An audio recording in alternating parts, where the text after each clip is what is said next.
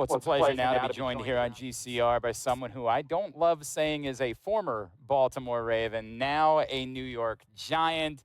He is fan favorite, Mr. Isaiah Likely, and he's back with us now here on GCR. Isaiah, it's Glenn. It's great to catch up, man. Thank you for taking the time for us.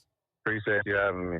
Isaiah, if you can walk me through, right? Like, I imagine the emotions the last few months have kind of been wild for you. How do you describe, like, from maybe the greatest play you've ever made, right? At the end of the Pittsburgh game, to how that unfolded to those months. Like, how do you describe everything from the end of December to this moment? Really just, walking with God. I mean, like you said, like just being in the atmosphere of Pittsburgh and the need to win game and make the playoffs, being there for LJ, making a play and then leaving it up to, Luke to, try to make the kick. I mean, unfortunately, we didn't make it. I mean, you got to move on. You got to move forward. And, the last couple of months, just letting my agency take care of free agency. Ended up, in New York with the Giants. Love that. And really just trying to be here for, Jackson, make as much plays as possible. Isaiah, when did you know, right? Like, when did it really hit you that this is not, like, this probably is going to be my last season in Baltimore? Even when the season ended, did you feel like it still might work out that you end up staying in Baltimore? I mean, I don't think it ever hit me until I signed, with the Giants. I mean, you never want to look too far forward in the future, always just trying to step with God, especially during the year. Everybody kept asking me what I was doing. I was just really trying to focus where my feet are, try to put the best ball on film, just coming back from injury and really just being there for my team and making plays when their plays weren't there to be made. Isaiah Likely is with us here on GCR. Isaiah, you referenced being with the Giants, and I no doubt it's exciting. You're in New York, but clearly part of that is there's an awful lot of familiarity when you look around, right? Yeah. What has it sort of felt like you never even left in a way because you're there with John and you're there with as many guys as you are? Is there a feeling of like it's kind of Ravens North at this point?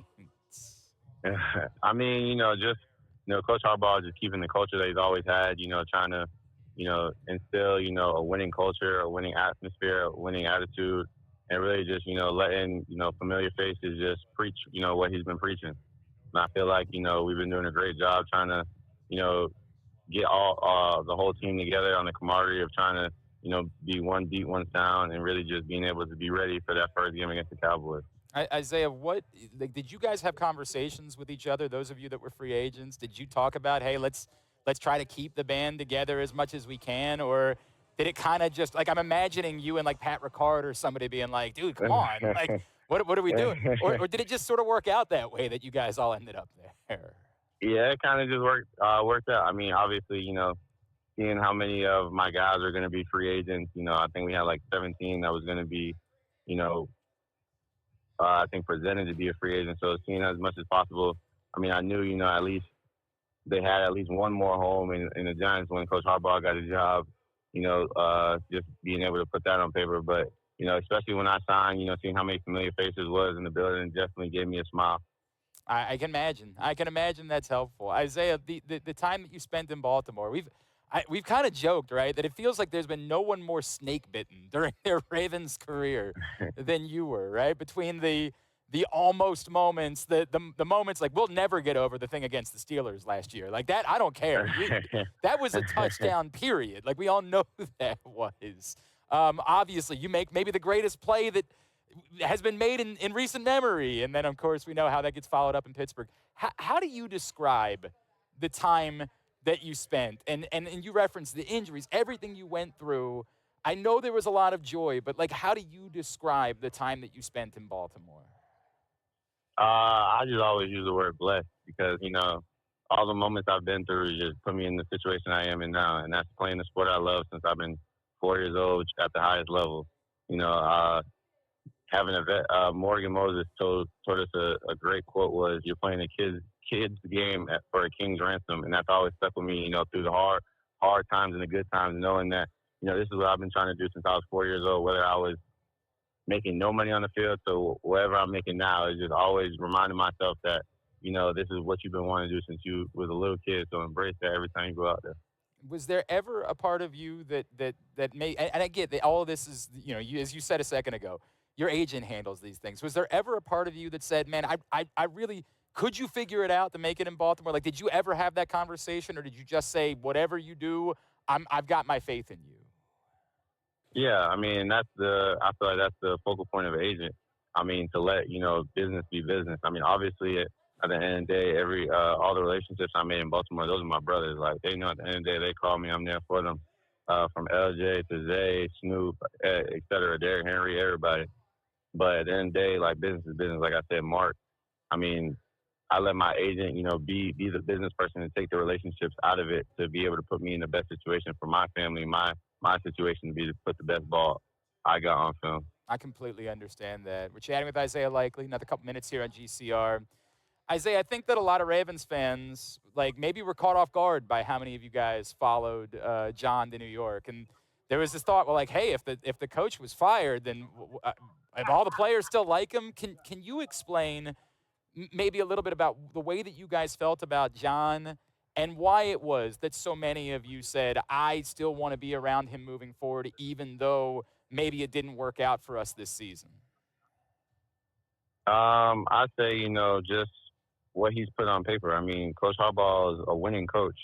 I mean, he has, I would say, one of the top best win percentages in NFL history. So just understanding that, and then really just understanding what philosophy and culture he brings, year in and year out. Like you said, like when he was with the Ravens,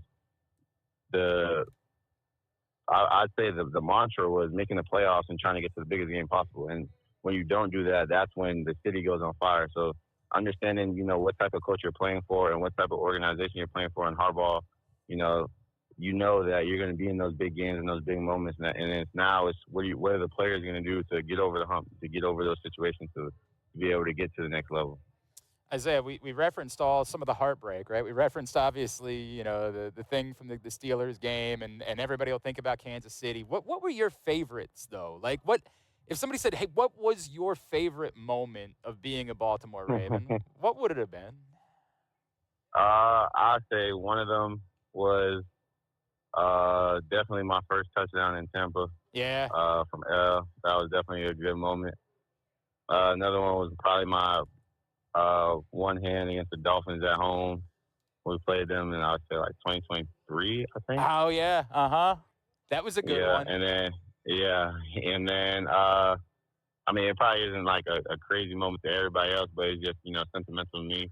My first touchdown coming back from injury against the Steelers. That was probably that was like a good one for me, just because, everything I went through that whole, off season, trying to get back on the field, trying to get back to myself, finally getting in the end zone was a good feeling for me.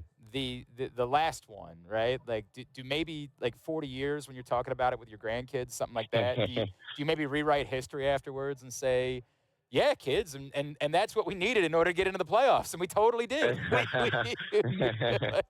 Sure. That history just changes a little bit as the years go on. Isaiah, I feel like, can you put into words what Mark has meant to you in your career and what you've taken from him and how valuable he's been for you in becoming the player that you are? Yeah, of course. I mean, Mark's, my brother at the end of the day.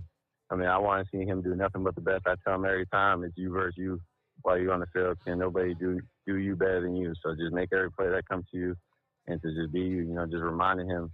And he just really instills, to me, to be a pro is pro. Whether that's, taking care of my body on and off the field, understand, to study the playbook, study the plan, and really just being, quarterback friendly. Whether it's being on the same page with whatever quarterback you're playing with, whether it's in the film room or on the field, making sure you're always on, quarterback timing, understanding zone concepts and where everybody got to be. And I feel like, Mark taught me that at the young, being a rookie.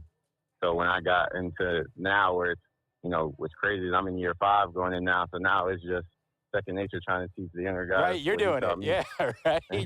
You're the old guy now. That's the way that it works. What about when somebody doubts, like, can Mark still do it? I'm sure you've heard this about Lamar, too, even, right? Like, how much do you laugh when people say, like, you hear people say those things? It's crazy to me because at the end of the day, Mark's, still young, I'd say. I mean, he's 30 years old, but he's still moving around with, the COVID babies. I mean, rookies are coming in. Some rookies are coming in at 25, 26. So Mm, he's still right there with them that's a good at point, their quote right? unquote young age. Right?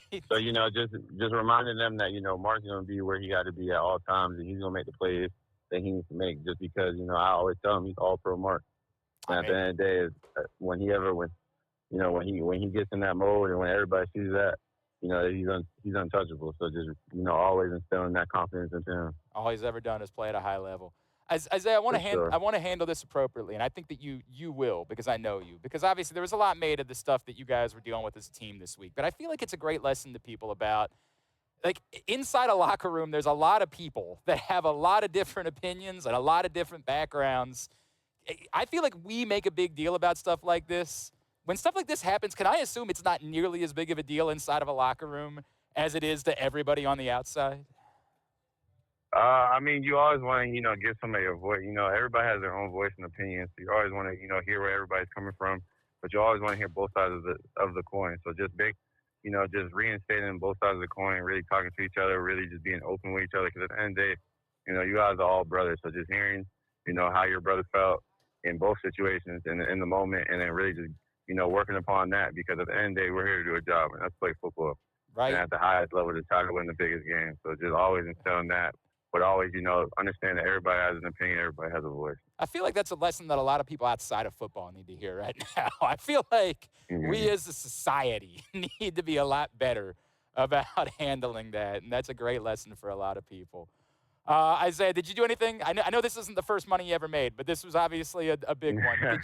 Did you do anything for anybody? Was there any particular meaningful? I got something for somebody when you signed this deal. Nah, I ain't getting nothing yet. This summer I will be. Okay. I'll be. Yeah, it's soon though. It's soon. I can't say it because the person might. It's supposed to be a surprise. But All I don't want the right. person hearing about it. All right, I can respect that. I think you know that as there's like you are very popular and very loved. I think there's a lot of people in town that are gonna miss your wife just as much. I think you know that and how popular Absolutely. she's become on social media. Isaiah Likely, you know how this works. We're gonna root for you for forever. You've been an incredible person, someone we've always appreciated the time with. You know that when the Ravens play the Giants in the Super Bowl, we're going to root like hell against you. Like, you understand that. But for you, we're always grateful for the time you've taken for us, man, and we're wishing you the best of luck. Thank you for doing this as always. We really appreciate you. Always, I love Baltimore, everything, and I know when I see y'all in the Super Bowl, when y'all get there, I'm gonna have a lot of jersey swaps to do with my brothers. I know there's no doubt about it. Thank you, Isaiah. Appreciate it.